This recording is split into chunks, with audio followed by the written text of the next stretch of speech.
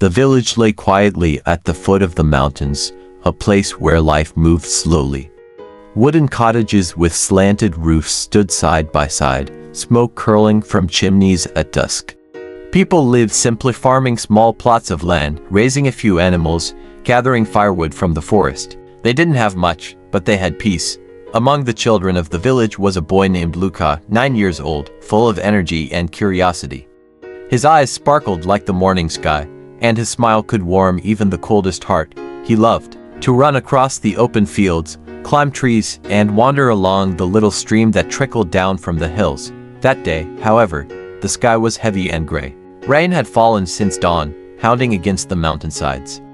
Water rushed down in muddy streams, carrying branches and stones.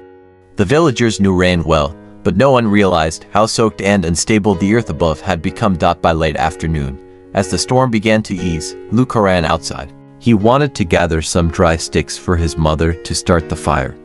He hopped across the damp ground, humming a tune, his small hands busy collecting twigs. Then, without warning, the ground trembled. A deep rumble thundered from the slope above. Luka looked up just in time to see a wall of earth and rocks break free and roar down the hillside. His eyes widened in terror. He tried to cry out, but the avalanche swallowed his voice. In an instant, the boy disappeared beneath a wave of mud and stone. Shouts of alarm rose from the village. Luka's father dropped his tools and ran, his heart racing. His mother's scream cut through the rain as she collapsed to her knees, calling her son's name. Villagers rushed to the scene, digging frantically with shovels, with hands, with anything they could find. But the landslide was too vast, too heavy. The earth had sealed itself like a grave, and under that suffocating weight, Luka was still alive. He could feel the crushing soil pressing against his chest, the damp air growing thinner with every breath. Darkness wrapped around him, absolute and merciless. His cries of "Mama, Papa," were trapped inside the suffocating tomb of earth. In that terrifying moment, Luka realized he was buried alive. No one could hear him. No light, no air, no escape. Only silence, fear, and the endless weight of the mountain above him. It was the beginning of a tragedy, yet also the beginning of a miracle. At first, Luka screamed with all the strength left in his lungs. He clawed at the dirt around him, trying desperately to move even a single inch. But the weight was crushing, the soil pressing against his chest like an iron cage. Every breath burned, every gasp carried the taste of mud. His small hands shook as fear swallowed him whole. He cried out again and again, "Mama, Papa." His voice was muffled, swallowed by the earth.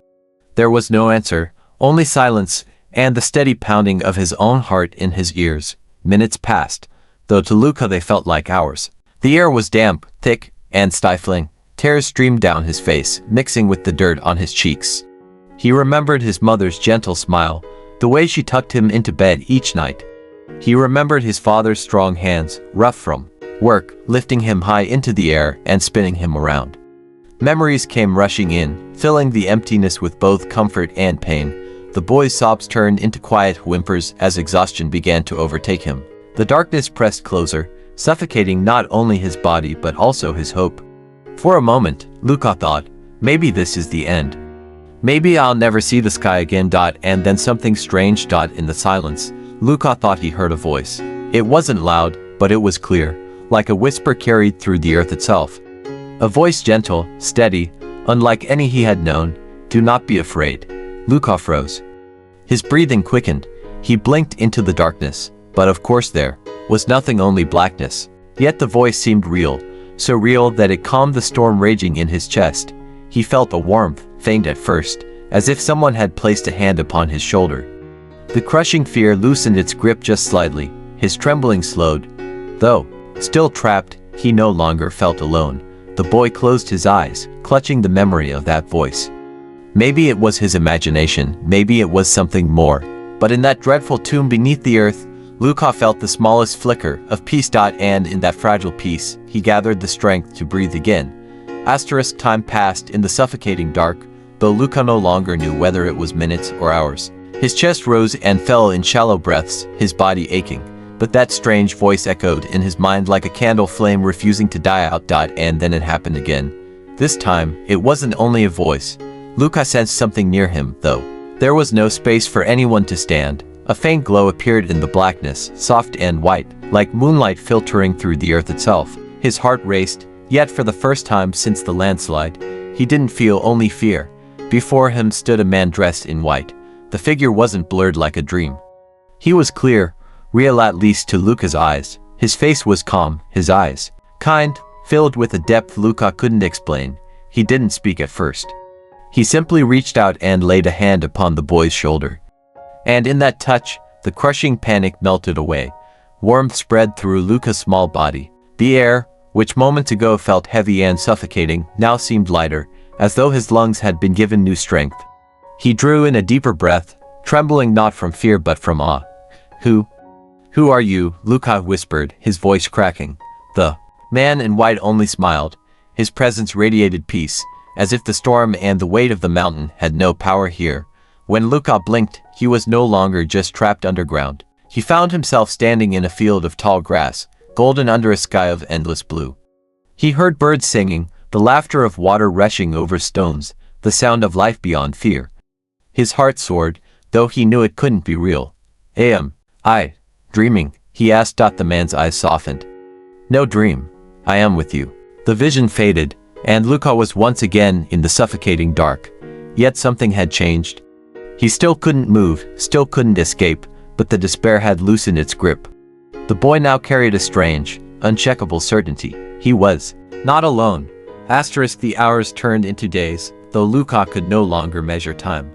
Down in the cold grave of earth, every breath was a battle. Hunger gnawed at his stomach, thirst burned his throat, and his small body grew weaker with each passing moment. Yet, every time despair crept close enough to claim him, the man in white appeared again. Sometimes Luca saw him clearly, standing, as if the walls of dirt were no barrier. Other times, he felt only his presence, a warmth against the cold, a calm against the terror. When Luca's lips cracked from thirst, it seemed as though a cool mist touched them, easing the pain. When his chest ached from shallow breaths, the man's touch brought strength enough to draw in another breath. "Pray," the man in white whispered once, his voice steady. "I don't know how," Luca admitted, tears streaking his dirt-stained cheeks. "Just say what is in your heart." And so Luca whispered into the dark, words as simple as they were desperate. "Please, don't leave me. Please, help me." Whenever he prayed, the crushing silence seemed less empty. The darkness no longer felt endless, because there was light unseen, but real in the memory of the man's smile. On what must have been the second day, Luca drifted in and out of consciousness. He dreamed of walking beside the man in white through a forest filled with light, where the trees sang in the wind and the river sparkled like crystal. Each time he awoke back in the dirt, he clung to those visions, as if they were food and water. For his starving soul. By the third day, Luca's body was nearly finished. His voice was too weak to call out anymore. His arms felt like stone. He closed his eyes, certain the end was near.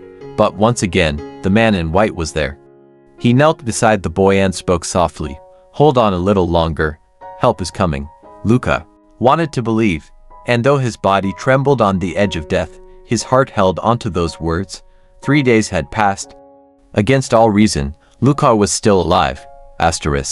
While Luca lay buried beneath the earth, above ground his village had been in turmoil. The landslide had shaken the valley like a thunderclap, and when people realized a child was missing, fear gripped every heart. Luca's mother refused to believe her son was gone. Day and night she cried out his name, her voice echoing through the mountains. Neighbors joined in, digging with shovels, picks, even their bare hands. But the mountain was merciless. Tons of rock and soil had swallowed everything in seconds. For 2 days the search brought nothing but silence. Some whispered it was impossible for anyone, especially a small boy, to survive. Others begged the mother to rest, but she refused. "My son is alive," she declared, her eyes burning with tears and fierce determination. "I can feel it." On the third day, rescuers arrived with trained dogs and special equipment. Hope flickered again. The dogs barked and scratched at one patch of earth. The rescuers pressed their ears to the ground, straining to hear. At first, there was nothing. Then so faint it seemed imagined they caught the sound of a weak, muffled cry. "Over here," one rescuer shouted. Men and women swarmed the spot, digging furiously. Hours passed, sweat pouring down their faces, their hands blistered. Finally, after what seemed like forever, a small hollow opened up in the earth. A hand appeared. It was tiny, caked in dirt, trembling but alive. Gasps and cries filled the air. The rescuers dug faster, clearing space until at last they uncovered the fragile body of Luca, his eyes half closed, his lips whispering something no one could quite hear. He had survived.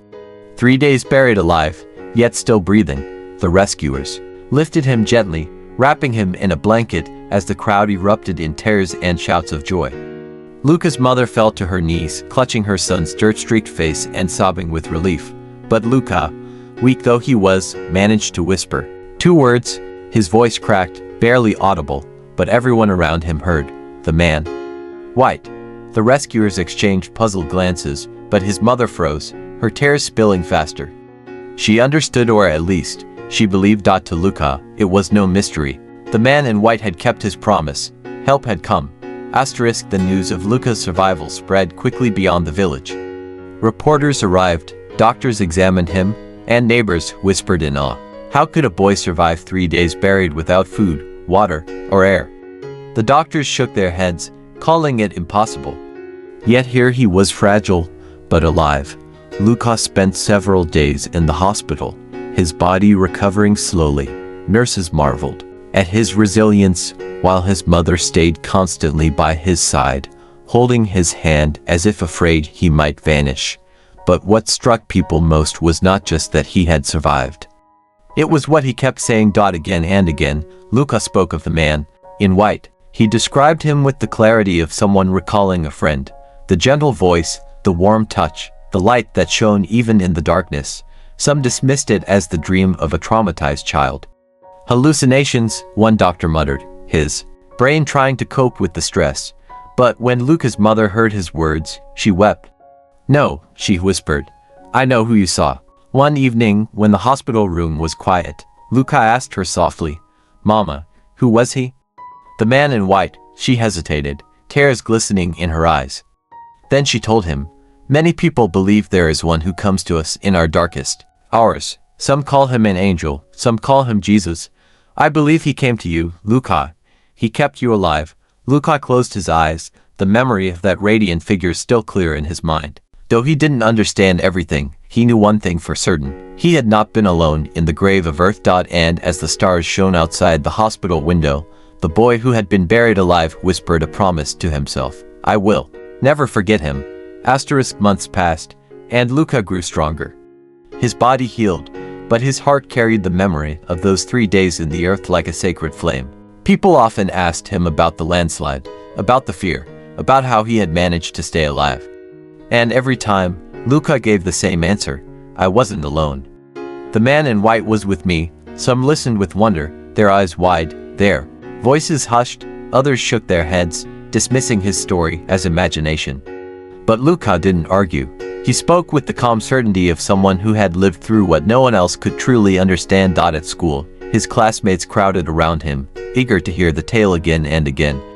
Teachers encouraged him to write down what he remembered. Soon, the story spread far beyond the valley, reaching churches, newspapers, and even television. Luca became known not only as the boy who had survived a landslide, but as the boy who had seen the man in white. One evening, the local church invited him to share his testimony. The small building overflowed with people, some standing in the aisles, others pressed against the windows just to hear. Luca, nervous but determined, stood at the front, clutching a small wooden cross the pastor had given him. His voice trembled at first, but as he spoke, it grew steadier. I thought I was going to die. I couldn't breathe, I couldn't move. But then he came. He told me to pray. He gave me strength when I had none. And he never left me. The room was silent, every eye fixed on the boy. Tears glistened on more than a few faces. For some, it was a reminder of faith they had forgotten. For others, it was proof that miracles still walked quietly among them. When he finished, the crowd erupted into applause, not for Luca, but for the message of hope his story carried. That night, as Luca left the church hand in hand with his mother, he looked up at the stars and smiled. He didn't fully understand why he had been saved when others had not, but he knew his life was no longer just his own. He had been given a story to tell, a testimony that might bring light to others still trapped in their own darkness. Years passed, but Luca never forgot. the memory of those 3 days underground remained etched in his soul, not as a wound, but as a gift. He grew into a young man, then an adult, carrying with him the story of the man in white. Wherever he went, people wanted to hear it. Some sought comfort, others sought proof, but all walked away with something stirring in their hearts. Luca did not pretend to have all the answers. He never claimed to understand why he had been spared when others were not. But he spoke with honesty, and with a quiet conviction that could not be shaken. I was saved, not by my own strength, but because I was not alone. He was with me. Over time, Luca's story inspired others to share their own. Survivors of accidents, illnesses, and tragedies began to speak about moments when they, too, had felt a presence, a peace that could not be explained. His testimony became a spark that lit countless other flames. Children listened with wide eyes, their imaginations filled with wonder. The elderly listened with tears, remembering their own silent prayers long ago. Families clung to hope when loved ones were in danger, repeating Luca's words as if they were their own. I am not alone. Even when skeptics scoffed, dismissing the tale as fantasy, Luca smiled. He knew what he had seen. He knew who had saved him. And so, the boy who had once been buried alive became a man who carried life to others, not by great deeds or miracles of his own, but by sharing the miracle he had been given. In quiet moments, when he stood beneath the stars, Luca would whisper the same promise he had made in the hospital bed as a child. I will never forget him. And he never did. The legacy of hope, the truth that even in the deepest darkness, a light can shine, lived on through Luca and through all who heard his story.